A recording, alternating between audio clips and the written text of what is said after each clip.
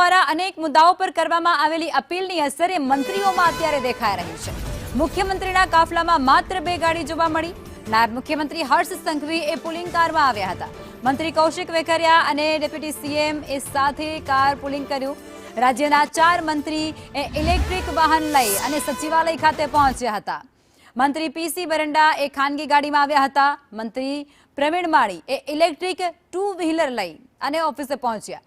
આજે દરેક લોકોના ઘરમાં 2 વાહન હોવા જોઈએ તેવું પ્રવીણ માળીનું કહેવું છે અને તેઓ વધુમાં એવું પણ કહે છે કે આ 2 વાહનમાંથી બીજું વાહન એ ઇલેક્ટ્રિક હોવું જોઈએ। અત્યારે ઈંધણની જે અછત છે તેની સામે ટકી રહેવા માટે આ કરવું પણ જરૂરી છે।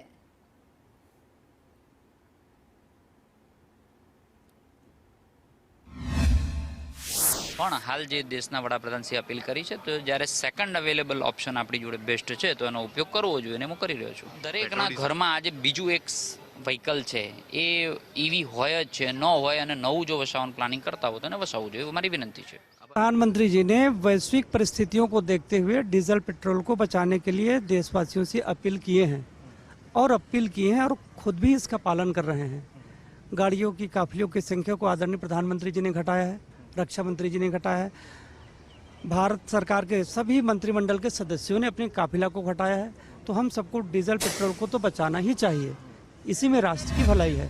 પ્રધાનમંત્રીની અપીલ છે, 7 મુદ્દાની તેમની અપીલ છે અને તેમાં પણ ખાસ કરીને ઈંધણ બચાવવા માટેની તેમની અપીલ છે। પેટ્રોલ અને ડીઝલની ઓછી માત્રામાં ઉપયોગ થાય તે બાબતનો તેમણે ઉલ્લેખ કર્યો છે। ત્યારે આપ જોઈ શકો છો તે પ્રકારે સમગ્ર ગુજરાત રાજ્યના તમામ મંત્રીઓ છે તેઓ તો પોતે આ અપીલનો ઉપયોગ અપીલ પર અનુસરી રહ્યા છે, પરંતુ મુખ્યમંત્રી પણ આ અપીલને અનુસરી રહ્યા હોય તેવા પ્રકારના દ્રશ્યો આપ જોઈ શકો છો। મુખ્યમંત્રીના કાફલામાં માત્ર 2 ગાડીઓ જ જોવા મળી છે। આજે ગાંધીનગર ખાતે કેબિનેટ બેઠકનું આયોજન કરવામાં આવ્યું છે અને આ બેઠકની અંદર મુખ્યમંત્રી જ્યારે પહોંચ્યા છે ત્યારે તેમના કાફલામાં એક પાયલોટ કાર છે અને એ સિવાયની અન્ય 2 કાર એમ મળીને કુલ 3 જ કાર જોવા મળી છે।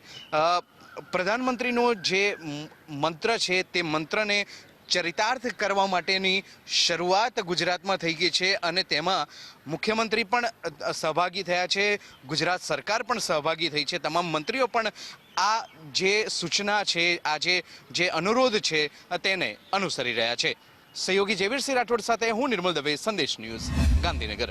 મંત્રી પ્રવીણભાઈ માળી છે, તેમની સાથે વાત કરીશું। પ્રવીણભાઈ, આજે આ તમે ઇલેક્ટ્રિક વ્હીકલ લઈને આવ્યા છો, બેસિકલી આમ તો તમે ગાડીમાં આવો છો, આજે ઇલેક્ટ્રિક વ્હીકલ? હું સાયકલમાં પણ આવું છું, ઈવીમાં પણ આવું છું, મારી પોતાની પણ ઈવી ગાડી છે, હું વાપરું છું। પણ હાલ જે દેશના વડાપ્રધાનશ્રી અપીલ કરી છે તો જ્યારે સેકન્ડ અવેલેબલ ઓપ્શન આપણી જોડે બેસ્ટ છે તો એનો ઉપયોગ કરવો જોઈએ અને હું